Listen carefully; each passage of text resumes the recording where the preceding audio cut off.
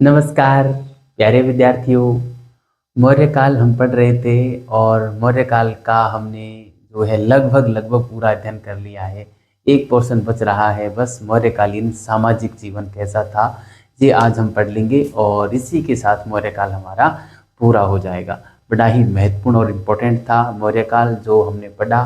ठीक है, तो चलिए विद्यार्थियों, मैं आज की क्लास की हेडिंग डालता हूँ मौर्यकालीन सामाजिक जीवन और उसको पढ़ने का प्रयास हम करते हैं। ठीक है, बेहतरीन तरीके से समझना। सवाल यहाँ से भी कंसेप्चुअल सवाल बन जाता है ना। तो मैं हेडिंग डालता हूँ मौर्य कालीन सामाजिक जीवन। ठीक है, मौर्यकालीन सामाजिक जीवन ये हम पढ़ेंगे विद्यार्थियों।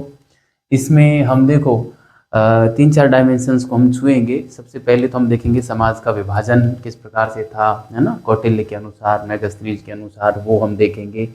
उसके बाद हम दासों की कैसी स्थिति थी वो हम देखेंगे, महिला की स्थिति देखेंगे। उसके अलावा फिर खान पान और जो है ये देख लेंगे। उसके अलावा जो है मनोरंजन के साधन देख लेंगे। बस यही आता है। थोड़ा सा उनका धर्म कैसा था, धार्मिक सहिष्णुता थी धर्म में, तो क्या ही है, बस कोई स्पेशली धर्म नहीं था।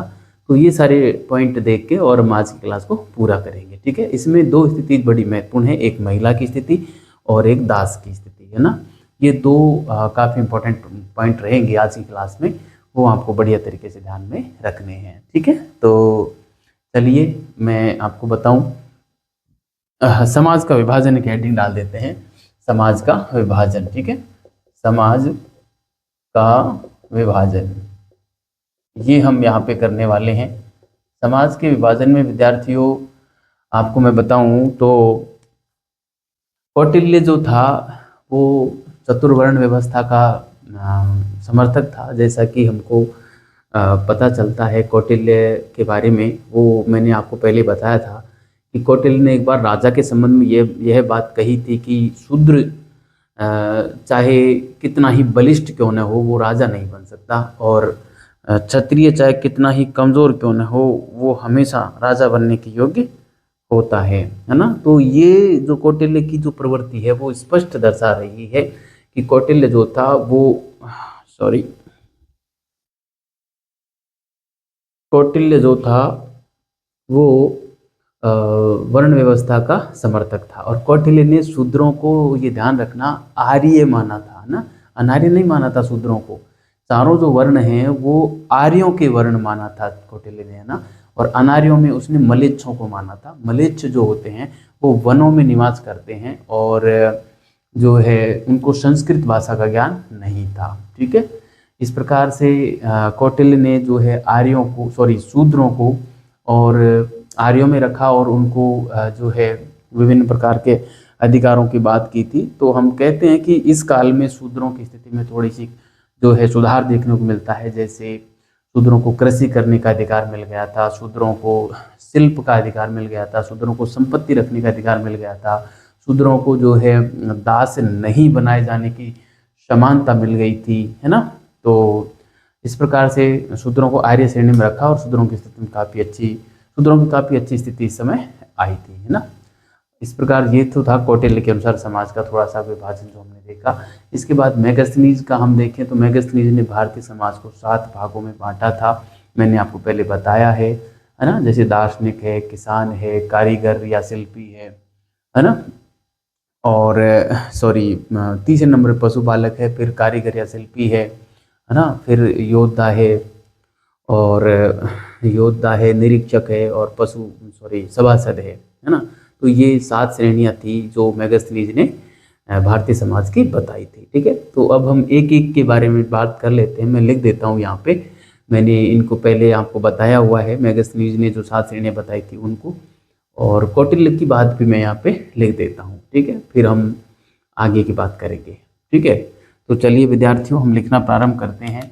समाज के विभाजन में हम यही लिखेंगे कि कौटिल्य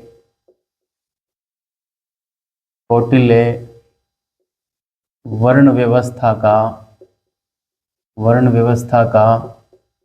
समर्थक था। कौटिल्य वर्ण व्यवस्था का समर्थक था उसने शूद्रों को उसने शूद्रों को आर्य माना तथा तथा शूद्रों व मलेच्छों के मध्य विभाजन किया, वर्ग विभाजन किया, एक तरीके से वर्ग विभाजन किया, है ना, विभाजन किया। तो ये मलेच्छ कौन होते थे? तो मलेच्छों के बारे में मैं यहाँ पे लिखना चाहूँगा। इनकी दो विशेषताएं थी। जंगलों में रहते थे, जंगलों में रहने वाले, और दूसरा है, एक तो है जंगलों में रहने वाले और दूसरा है संस्कृत का ज्ञान नहीं था ना, संस्कृत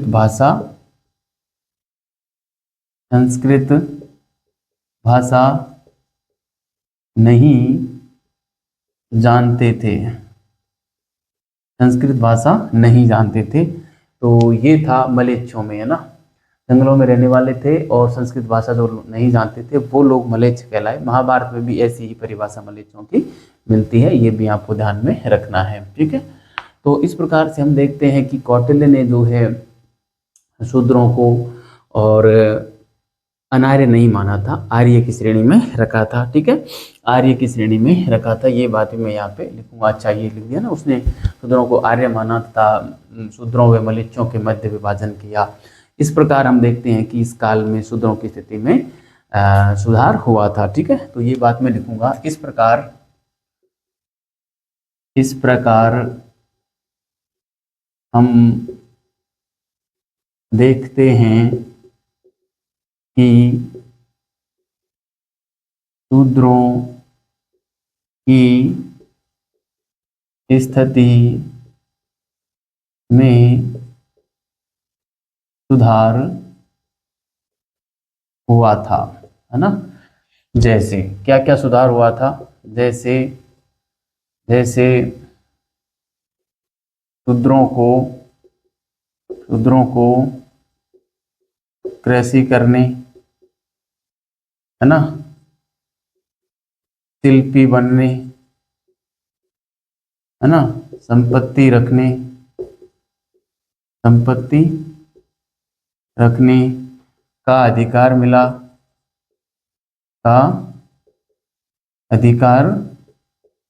मिला और शूद्रों को दास नहीं बनाया जा सकता, दास नहीं बनाए जाने की समानता मिली, है ना।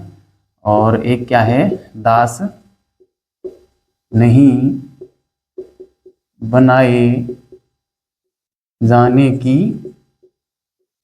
समानता मिली, ठीक है, दास नहीं बनाए जाने की समानता मिली। एक ये बात भी हमको यहाँ पर मिलती है, ठीक है। तो ये था प्यारे साथियों समाज का विभाजन कौटिल्य के अनुसार। अब मैं बता देता हूँ मेगास्थनीज के अनुसार समाज का विभाजन, है ना। तो मैं यहाँ पे लिख रहा हूँ मेगास्थनीज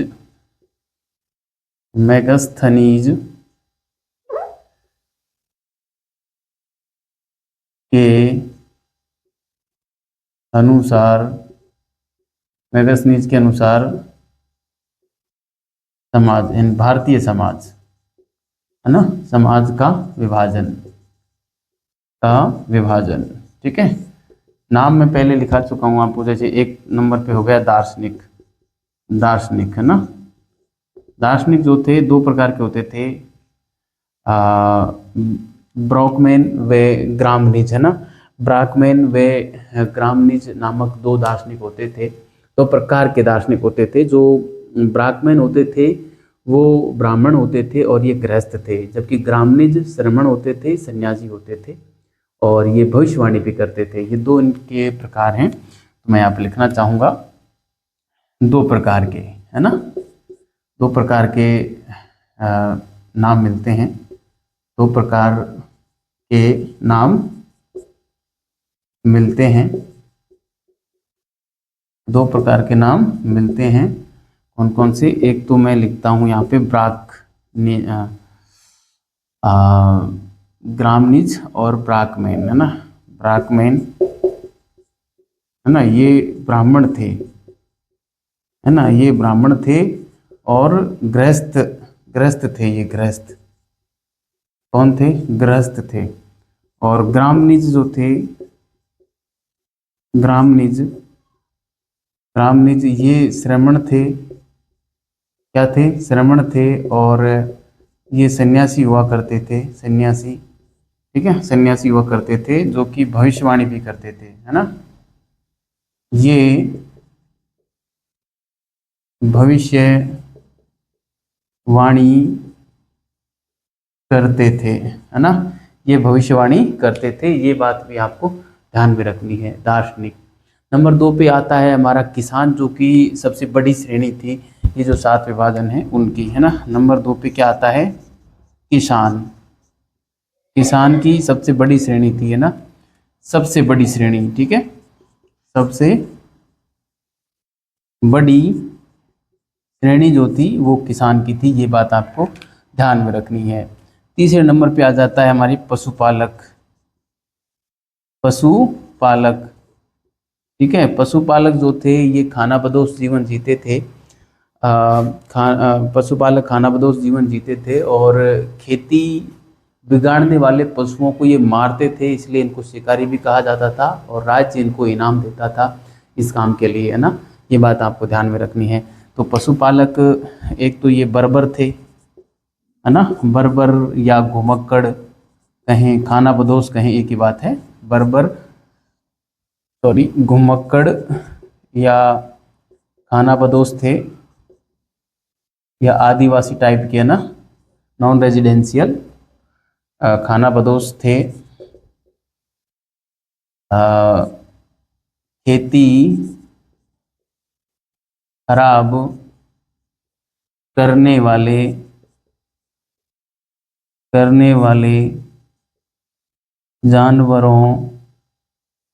जानवरों को ये मारते थे, ये मारते थे, ये मारते थे, इसलिए इन्हें राज्य इनाम, इसलिए राज्य इन्हें इनाम देता था, इसलिए राज्य इन्हें इनाम देता था। ये बात भी आपको ध्यान में रखनी है, ठीक है। पशुपालक। इसके बाद आता है हमारे कारीगर, शिल्पी या व्यापारी, है ना, कारीगर, शिल्पी या व्यापारी। नंबर 4 पे मैं लिख रहा हूँ, कारीगर, शिल्पी या व्यापारी भी इसी श्रेणी में आ जाते थे, ठीक है। कारीगर, शिल्पी या व्यापारी। कारीगर और शिल्पी जो थे कृषि व सैन्य से संबंधित उपकरण ये बनाते थे, है ना, कृषि व सैन्य उपकरण बनाने का काम करते थे, बनाने का कार्य करते थे, ठीक है, कृषि व सैन्य उपकरण बनाने का कार्य करते थे। ये बात आपको ध्यान में रखनी है, कारीगर और शिल्पी की। और इन जो कारीगर थे, बड़े की कारीगर व शिल्पी, इनका बड़ा सम्मान था समाज में, और इनको अंग क्षति करने पर ही और प्राणदंड या मृत्युदंड का अधिकार दिया जाता था, सॉरी, दंड दिया जाता था ना, प्राणदंड या मृत्युदंड दिया जाता था। तो यह प्रतिष्ठित श्रेणी थी, है ना, ये जो थे प्रतिष्ठित श्रेणी थी, प्रतिष्ठित श्रेणी थी। अंग क्षति पर इनकी, अंग क्षति पर इनकी, अंग क्षति पर प्राणदंड का प्रावधान था, प्राणदंड का प्रावधान था, ठीक है। ये बात आपको ध्यान में रखनी है, ठीक है। तो विद्यार्थियों 4 श्रेणियां हो गई। 5वीं श्रेणी योद्धा की या सेना की थी, है ना, योद्धा की या सेना की। इनको पर्याप्त वेतन दिया जाता था, इसलिए जो सैनिक होते थे वो केवल सैन्य कार्य ही करते थे। इसके अलावा एक गुप्तचर और निरीक्षक की थी, और अंत में जो थी वो सभासद की थी, सभासद, मंत्री या पार्षद की थी, सबसे छोटी श्रेणी थी मगर बड़ी ही महत्वपूर्ण श्रेणी थी। ठीक है, तो मैं यहाँ पे लिख देता हूँ, 4 तो हो गए, 5वीं श्रेणी मैं यहाँ पे लिख देता हूँ, 5वें नंबर पे सेना या योद्धा, है ना, सेना या योद्धा। ठीक है, तो इनको पर्याप्त वेतन मिलता था, है ना, पर्याप्त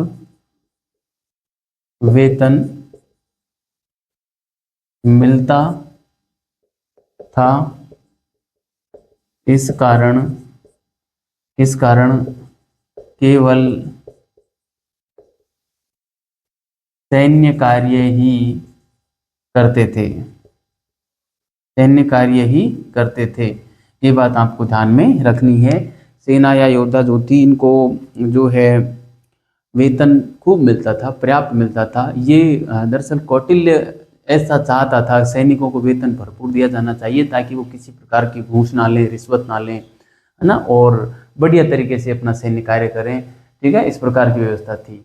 और ये जो कृषि क्षेत्र जो था, हमने ये देखा किसानों की जो श्रेणी थी, इसके बाद सबसे बड़ी श्रेणी थी, है ना, दूसरे नंबर की सबसे बड़ी श्रेणी थी। ये बात भी मैं यहाँ पे लिखना चाहूँगा ना, दूसरी सबसे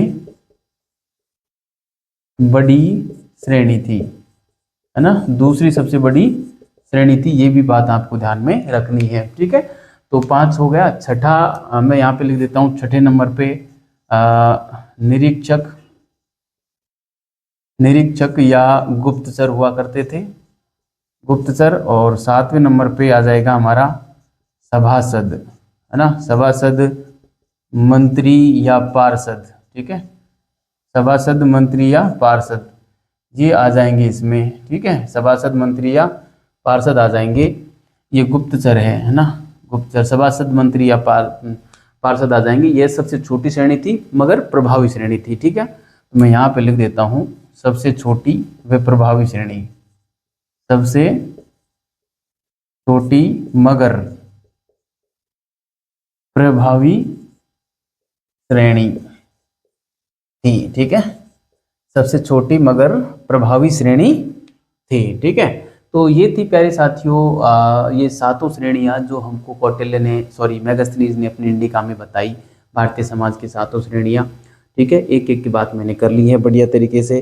तो ये था हमारे समाज का विभाजन। विद्यार्थियों, आप बढ़िया तरीके से उतारें और मैं आता हूँ अगली स्लाइड पे। ठीक है, और हम वहाँ पे बात करेंगे अब भारत में दास व्यवस्था कैसी थी। ठीक है, मेगास्थनीज और स्ट्रैबो भारत में दास व्यवस्था नहीं होना बताते हैं, वहीं कौटिल्य जो है वो बताते हैं कि भारत में दास व्यवस्था थी। और 9 प्रकार के दासों का जिक्र हमको कौटिल्य अपने अर्थशास्त्र में बताते हैं। ठीक है, अशोक के अभिलेखों में भी और दासों व भ्रटकों का उल्लेख 9वें शिलालेख में हुआ है। तो यहाँ पे दास व्यवस्था तो थी। वहीं रोमिला थापर और रामशरण शर्मा साहब भी भारत में दास व्यवस्था होना बताते हैं। वो ये भी कहते हैं कि भारत में जो दास व्यवस्था थी वो यूनान व रोम के समान थी, है ना। तो चलिए हम यहाँ पे लिखते हैं अब दास व्यवस्था के बारे में। ठीक है, इसको मैं मिटा रहा हूँ, आप इसको विद्यार्थियों बढ़िया तरीके से उतारें। और उतार लिया होगा वैसे आपने। ठीक है, मैं इसको मिटा देता हूँ और हम जो है आगे की बात अब हम करते हैं। ठीक है, आपको ये बढ़िया तरीके से समझ में आ रहा होगा, पूरा कंसेप्ट है, आराम से पढ़ना भी पड़ेगा, थोड़ा तथ्य भी हैं। ठीक है, तो सारी चीज़ें बढ़िया तरीके से हो जाएंगी, लगातार आप पढ़ते रहें। तो दास व्यवस्था हम दूसरे नंबर पे पढ़ लेते हैं, दास व्यवस्था। ठीक है, दास व्यवस्था की क्या स्थिति थी तो वो बात मैं यहाँ पे कर लेता हूँ। ठीक है, जैसा कि मैंने अभी आपको बताया कि मेगास्थनीज और स्ट्राबो जो हैं, मेगास्थनीज और स्ट्राबो भारत में दास व्यवस्था होना नहीं बताते, मगर कौटिल्य बताते हैं। 9 प्रकार के दासों का यहाँ पे जिक्र वो करते हैं। ठीक है, दास की श्रेणी में जो है जो युद्ध बंदी होते थे वो दास बनाए जाते थे। यहाँ पे शूद्रों को दास बनाए जाने का उल्लेख नहीं है ना।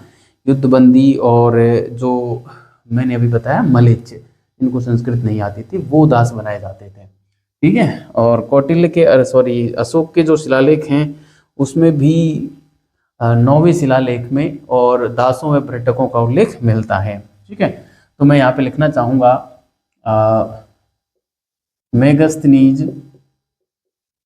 मेगस्थनीज व स्ट्राबो भारत में दास प्रथा नहीं होना बताते हैं, नहीं होना बताते हैं। ठीक है, नहीं होना बताते हैं। ऐसा विद्यार्थियों इसलिए है कि यूनान में जो दास व्यवस्था थी वो बड़ी ही निकृष्ट कोटि की थी। वहाँ पे दासों को किसी प्रकार का अधिकार नहीं था। इसलिए इन लोगों ने यहाँ पे जब दास व्यवस्था देखी तो वो उन यूनान की दास व्यवस्था से बिल्कुल भिन्न थी। यहाँ पे दासों को अधिकार दिए जाते थे।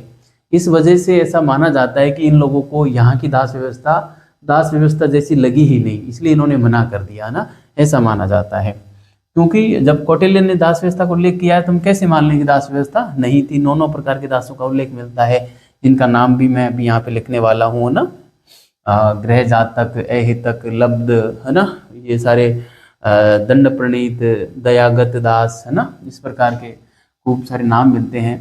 तो अगली बात मैं लिखूंगा अशोक के 9वें शिलालेख में, अशोक के 9वें शिलालेख में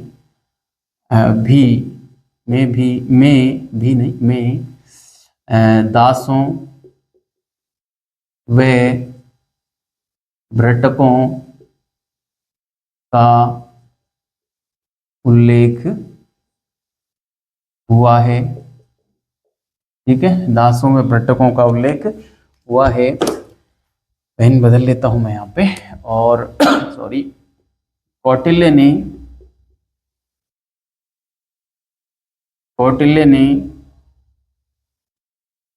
अपने अर्थशास्त्र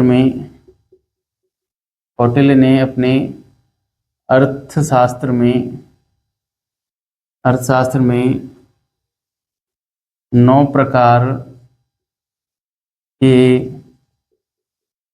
दासों का उल्लेख किया है। 9 प्रकार के दासों का उल्लेख किया है ना, 9 प्रकार के दासों का उल्लेख किया है। और दास किसे बनाया जाता था? मलेच्छ व युद्धबंदी दास बनाए जाते थे, है ना। इसमें और क्या लिखा है? मलेच्छ व युद्धबंदी, मलेच्छ व युद्धबंदी दास बनाए जाते थे, ठीक है। मलेच्छ व युद्धबंदी जो थे वही दास बनाए जाते थे। ये बात आपको यहाँ पे ध्यान रखनी है, ठीक है, बड़ी इंपॉर्टेंट है। अब मैं बताऊँ 9 प्रकार के दास कौन कौन थे, तो उनकी श्रेणी में यहाँ पे बता देता हूँ 9 प्रकार के दास, ठीक है। 9 प्रकार के दास किसके अनुसार? ये अर्थशास्त्र में जो 9 प्रकार के दासों का जिक्र हुआ है उनकी बात मैं यहाँ पे कर लेता हूँ। तो उसमें देखो एक तो आता है हमारे दासों में ध्वजाहरत दास, है ना। ध्वजाहरत जो होता है वो होता है कि युद्ध में जो जीते गए लोग होते हैं उनको दास बना लिया जाता था, वो ध्वजाहरत कहलाते थे ना, ध्वजाहरित दास कहलाते थे, ठीक है।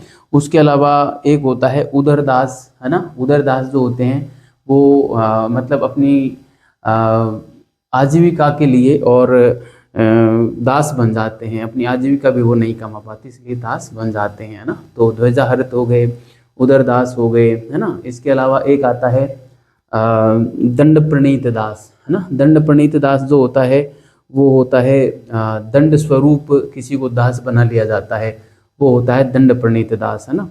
एक होता है दयागत दास। दयागत दास जो होता है हमारे दयागत दास पैतृक संपत्ति में जो प्राप्त होता है वो जो व्यक्ति होता है वो दयागत दास होता है, पैतृक संपत्ति में प्राप्त व्यक्ति, है ना। ऐसे ही लब्ध जो होता है, लब्ध वो दान में प्राप्त दास होता है ना। लब्ध जो होता है दान में प्राप्त दास होता है। ऐसे ही एक नाम आता है अहितक का, है ना। एक नाम आता है अहितक का। अहितक जो होता है वो होता है ऋण के बदले गिरवी रखा गया दास, है ना, ऋण के बदले गिरवी रखा गया दास जो होता है वो अहितक होता है। इसके अलावा एक होता है गृह जातक, है ना, जो पैतृक दास होता है ना, दास का बेटा दास बना दिया गया, तो वो होता है गृह जातक, है ना, पैतृक दास। ठीक है, तो इस प्रकार से मैंने कई नाम बोले, अब एक एक को लिखते हैं। ठीक है, फिर जितने भी याद आते हैं मैं पूरे लिखने का प्रयास करता हूँ। कोशिश करेंगे कि 9 ही पूरे लिख पाएँ। ठीक है, तो इसमें मैं यहाँ पे लिखता हूँ गृह जातक की मैं बात कर लेता हूँ। गृह जातक, गृह जातक जो है ये पैतृक, मतलब एक दास का बेटा ही दास होता था, वो होता था गृह जात होता, गृह जातक नहीं, गृह जात होता था वो ना, गृह जात। ठीक है, तो ये पैतृक दास होता था एक तरीके से, पैतृक पैतृक दास। ठीक है, गृह जातक जो होता था ये पैतृक दास होता था। नंबर 2 पे मैं ध्वजाहरित की बात कर लेता हूँ। ध्वजाहरित जो होता था वो युद्ध में बंदी बनाया गया जो होता था वो व्यक्ति, वो दास होता था, है ना, युद्ध में बंदी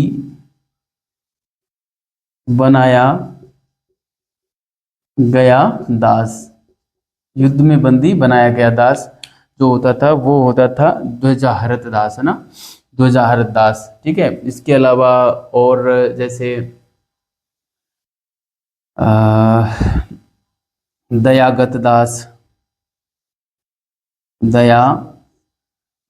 दयागत दास हो गया। एक जो है उदरदास हो गया, उदरदास हो गया। ठीक है, दयागत दास, उदरदास। एक हो गया लब्ध, है ना, एक हो गया लब्ध, एक हो गया अहितक। ठीक है, अहितक। एक हो गया दंड प्रणीत, दंड प्रणीत। ठीक है, दंड प्रणीत हो गया। और गृह जातक, गृह जातक, ध्वजाहरित, दयागत, अहितक, लब्ध, अहितक और दंड प्रणीत, है ना, इस प्रकार से। और एक आधा नाम और हैं, अभी इनकी डिटेल लिखेंगे हम, है ना, एक आधा नाम और हैं वो याद नहीं आ रहे हैं। चलो हम लिखते हैं पहले, मतलब इनको लिख लेते हैं, इनकी व्याख्या, तब तक हो सकता है एक आधा नाम और याद आएंगे। तो देखो, दयागत में तो होता है पैतृक संपत्ति में प्राप्त दास, है ना, पैतृक संपत्ति में प्राप्त दास। ठीक है, पैतृक संपत्ति में प्राप्त दास, है ना। उदरदास जो होता है आजीविका हेतु जो दास बन जाता है, आजीविका हेतु, है ना, आजीविका हेतु जो दास बन जाता है वो इसमें है दान में प्राप्त, दान में प्राप्त दास। ठीक है, अहितक जो होता है वो ऋण के बदले ऋण के बदले गिरवी रखा गया दास, गिरवी रखा गया जो व्यक्ति होता है उसे दास बना लिया जाता है ना, गिरवी रखा गया व्यक्ति वो अहितक दास होता है। दंड प्रणीत है, दंड स्वरूप दास बना लिया जाता है ना, दंड स्वरूप बनाया गया दास, सॉरी, दंड स्वरूप बनाया गया दास, है ना। और इसके अलावा होते थे खुद को बेच देता था कृतदास, है ना, कृतदास जो होता था वो खुद को बेच देता था, तो वो हो जाता था खरीदा गया दास, है ना, कृतदास। ठीक है, तो एक नाम और मैं यहाँ पे लिख देता हूँ, कृतदास, है ना, कृतदास। ठीक है, यानी कि खरीदा गया दास, खरीदा गया दास। ठीक है, कृतदास यानी कि खरीदा गया दास। ठीक है, तो ये 8 हो गए विद्यार्थियों, एक मेरे को याद नहीं आ रहा है अभी तक। और देखते हैं, ग्रहजात हो गया, ध्वजाहृत हो गया, दयागत, उदरदास, लब्ध, ऐहितक और दंड प्रणीत, कृतदास, है ना। ग्रह जातक, दयागत, दंड प्रणीत, कृतदास और उदरदास, लब्ध, ऐहितक। एक एक होता था आत्म विक्रय दास, है ना, मतलब खुद को बेच देने वाला दास, है ना। आत्म विक्रय, देखो कृत कृत तो होता खरीदा गया, और आत्म विक्रय जो होता है वो स्वयं को बेच देने वाला होता है। तो एक और नाम हम यहाँ पे लिख देते हैं, आत्म विक्रय दास, 9 नंबर पे, ठीक है। आत्म विक्रय, आत्म विक्रय, ठीक है। आत्म विक्रय जो होता है स्वयं को बेच देने वाला, है ना, स्वयं को बेच देने वाला, ठीक है। ये इस प्रकार का आत्म विक्रय दास था ना। तो ये कुल 9 प्रकार के दास हैं। सॉरी, यहाँ से बड़ा ही तथ्यात्मक है, बहुत रट्टा मारना पड़ेगा, ठीक है। आपको बढ़िया तरीके से रट्टा मार लेना है विद्यार्थियों। यहाँ से सवाल पूछा जा सकता है ना। 4 प्रकार के दास देंगे, उनके फिर मतलब किसे क्यों दास बनाया गया, उनका फिर सुमेलित करने के लिए इस प्रकार का सवाल अक्सर एग्जाम में पूछा जाता है। नेट और प्रोफेसर जैसे एग्जाम में यहाँ से सवाल पूछे जाने की संभावना प्रबल रहती है। स्कूल वाक्यता में सिर्फ यही पूछेंगे कि अर्थशास्त्र में कितने प्रकार के दासों का उल्लेख मिलता है, या कौटिल्य ने दास व्यवस्था का समर्थन नहीं किया, या कौटिल्य के अर्थशास्त्र में दास प्रथा का उल्लेख नहीं मिलता, इस प्रकार के सवाल, या मिलता है, इस प्रकार का बन सकता है। यहाँ से बनना थोड़ा सा मुश्किल लगता है ना स्कूल वाक्यता में। फिर भी आपको अलर्ट रहना है, बन सकता है सवाल, ये भी ध्यान रखना, ठीक है। ऐसा नहीं है कि यहाँ से बन ही नहीं सकता, ठीक है। अब ये बात हुई। इसके अलावा मैं दास प्रथा के संबंध में रोमिला थापर और रामचंद्र शर्मा साहब की बात भी लिखना चाहूँगा, जो मैंने अभी बोल के बताई थी। तो मैं यहाँ पे लिखना चाहूँगा कि R.S. शर्मा, R.S. यानी रामशरण शर्मा व रोमिला थापर, रामचंद्र शर्मा व रोमिला थापर। ध्यान रखना, जो सामंती व्यवस्था थी उसके ऊपर रामचंद्र शर्मा ने काफ़ी शोध कार्य किया था प्राचीन भारत के संदर्भ में ना। रामचंद्र शर्मा व रोमिला थापर ने मौर्य काल में दास व्यवस्था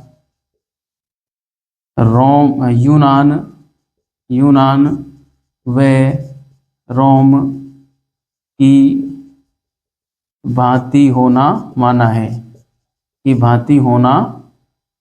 माना है, ठीक है। मतलब रोमिला थापर, रामचंद्र शर्मा का मानना है कि भारत में जो दास थे, यानी मौर्य काल में जो दास व्यवस्था थी, वो यूनान व रोम की भांति ही दास थी, ठीक है। और रोमिला थापर तो ये भी कहती हैं कि कलिंग युद्ध के बाद अशोक ने जो है 1.5 लाख युद्धबंदियों को दास बनाया था, उनसे जंगल साफ करवाए और नगर बसा दिए थे, है ना। मैंने वहाँ कलिंग युद्ध में भी आपको ये बात लिखवाई है, यहाँ भी मैं लिख देता हूँ। थापर क्या कहती हैं? थापर के अनुसार कलिंग युद्ध के बाद 1.5 लाख युद्ध बंदियों को दास बनाया गया, जंगल साफ करवाए तथा नगर बसाए गए, ठीक है। तो इस प्रकार से जो है दास व्यवस्था की बात यहाँ पे की जाती है। वहीं D.R. भंडारकर साहब भी हमको ये कहते हैं कि कलिंग युद्ध के बाद लोगों को दास बनाया गया था, उन्हें जो है दक्षिण पूर्व क्षेत्र में भेज दिया गया था, जिन्होंने भारतीय संस्कृति का वहाँ पे प्रसार किया था, ठीक है। यह बात हमको D.R. भंडारकर साहब बताते हैं ना। तो भंडारकर साहब के अनुसार, भंडारकर साहब क्या कहते हैं, मैं यहाँ पे लिखना चाहूँगा, भंडारकर, है ना। भंडारकर कहते हैं कि इन लोगों को बनाए गए जो दास बनाए गए थे उन्हें, है ना, अ, दासों को दासों को दक्षिण पूर्वी देशों में भेजा गया, दक्षिण पूर्वी देशों में भेजा गया, जहां पर जहां पर उन्होंने जहां पर उन्होंने जहां पर उन्होंने भारतीय संस्कृति का प्रसार किया, है ना, भारतीय संस्कृति का प्रसार किया, जहां पर इन्होंने भारतीय संस्कृति का प्रसार किया। ठीक है, तो ये बात भी आपको विद्यार्थियों बढ़िया तरीके से ध्यान में रखनी है। ठीक है, तो ये था हमारे मौर्यकालीन जो दास व्यवस्था थी उसके बारे में जो प्रमुख बातें थी वो मैंने आपको बताई। आपको ये जो नाम है विद्यार्थियों बढ़िया तरीके से ध्यान में रखने हैं। इसके अलावा रामशरण शर्मा, रोमिला थापर और भंडारकर जी वाली बात भी आपको बढ़िया तरीके से ध्यान रखनी है। ठीक है, अब मैं इसको मिटा रहा हूँ और मैं आता हूँ अब मौर्य काल में महिलाओं की कैसी स्थिति थी वो हम पढ़ेंगे। महिलाओं की स्थिति भी बड़ी महत्वपूर्ण है, यहाँ से सवाल अक्सर पूछे जाते हैं। हर काल में महिला की स्थिति को लेकर जरूर सवाल पूछा जाता है। कंसेप्ट बेस्ड सवाल बनता है नेट और असिस्टेंट प्रोफेसर में, स्कूल व्याख्याता में, हर जगह। ठीक है, यहाँ तक कि साक्षात्कार में भी इस प्रकार का सवाल पूछा जाता है। तो साक्षात्कार के लिए भी आपको अच्छे से प्रिपेयर यहाँ से होना चाहिए, ऐसा मेरा मानना है। ठीक है, जो हायर एजुकेशन का सपना देखते हैं, प्रोफेसर बनने का सपना देखते हैं, उनको हर काल में महिला की स्थिति का एक तुलनात्मक अध्ययन कर लेना चाहिए, है ना, कि गुप्त काल में कैसी थी, सिंधु घाटी सभ्यता में कैसी थी, वैदिक काल में कैसी थी, मौर्य काल में कैसी थी, मुगलों के समय कैसी थी, अंग्रेजों के समय महिला की स्थिति कैसी थी। इस प्रकार से 4-5 कॉलम बनाया और उसमें एक एक की स्थिति को लिख दो, एक साथ लिख दो। अब साक्षात्कार में किसी प्रकार का सवाल पूछा जाए हम एकदम अलर्ट रहेंगे, है ना। इस प्रकार से आपको जो है तैयारी साक्षात्कार की करनी चाहिए। जो विद्यार्थी यूपीएससी या स्टेट पीसीएस या प्रोफेसर बनना चाहते हैं उनको इस प्रकार से अध्ययन बेहद कारगर साबित होता है ना। तो मैं इसको मिटा रहा हूँ विद्यार्थियों और आप महिलाओं की स्थिति हेडिंग डाल दें, तीसरा पॉइंट। ठीक है,